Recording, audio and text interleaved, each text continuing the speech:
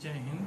मैं विकास बंजारे, सहायक प्राध्यापक समाजशास्त्र, सीट फूलचंद अग्रवाल स्मृति महाविद्यालय, नवापड़ा राजिम, जिला रायपुर, आप सभी विद्यार्थियों का स्व आमंत्रण करते हुए एमए द्वितीय सेमेस्टर के 8वें प्रश्न पत्र विकास के समाजशास्त्र के द्वितीय इकाई विकास पर जैव प्रौद्योगिकी एवं सूचना प्रौद्योगिकी के प्रभाव पर समीक्षात्मक दृष्टिकोण प्रस्तुत करने जा रहा हूँ। विद्यार्थीगण, सर्वप्रथम मैं जैव प्रौद्योगिकी पर व्याख्यान प्रस्तुत करूंगा।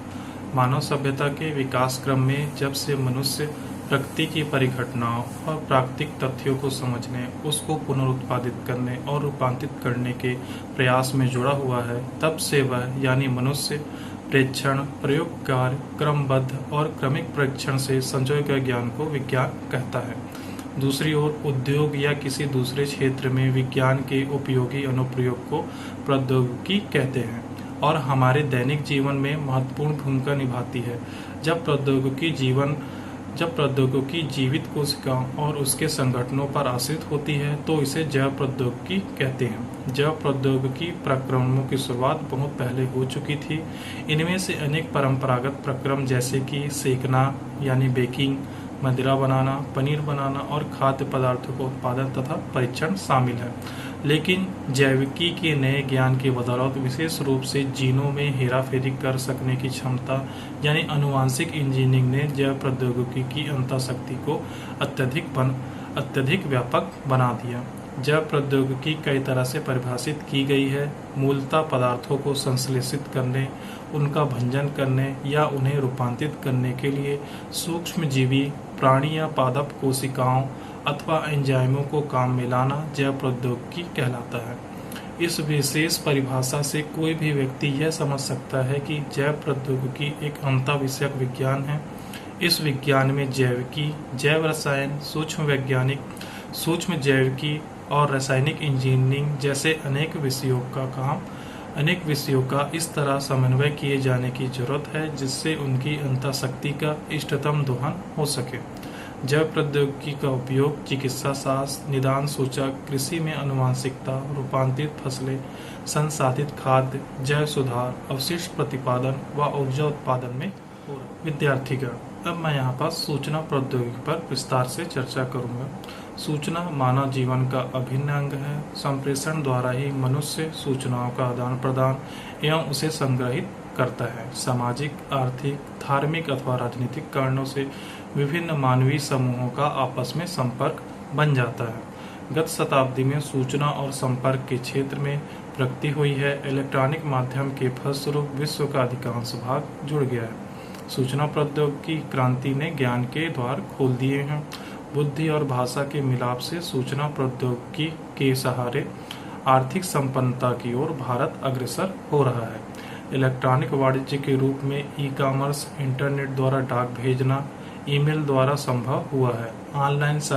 ऑनलाइन सरकारी कामकाज विषयक ई प्रशासन, ई बैंकिंग द्वारा बैंक व्यवहार, ऑनलाइन शिक्षा सामग्री के लिए ई एजुकेशन आदि माध्यम का सूचना प्रौद्योगिकी से विकास हो रहा है।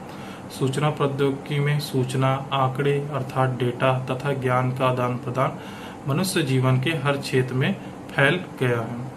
आर्थिक उदारवाद के इस दौर के वैश्विक ग्राम यानी ग्लोबल विलेज की संकल्पना संचार प्रौद्योगिकी के कारण सफल हुई है। इस नए युग में ई कॉमर्स, ई मेडिसिन, ई एजुकेशन, ई गवर्नेंस, ई बैंकिंग, ई शॉपिंग आदि इलेक्ट्रॉनिक माध्यमों का विकास हो रहा है। सूचना प्रौद्योगिकी आज शक्ति एवं विकास का प्रतीक बनी है। कंप्यूटर युग के संचार साधनों में सूचना प्रौद्योगिकी के आगमन से हम सूचना समाज में प्रवेश कर रहे हैं।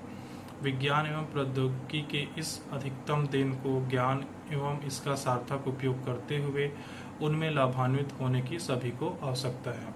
सूचना प्रौद्योगिकी और उसकी आर्थिक, सामाजिक, सांस्कृतिक तथा राजनीतिक प्रतिक्रियाओं का हमारे काम करने, रहने और अवकाश का समय व्यतीत करने के ढंग पर दूरगामी प्रभाव पड़ा है।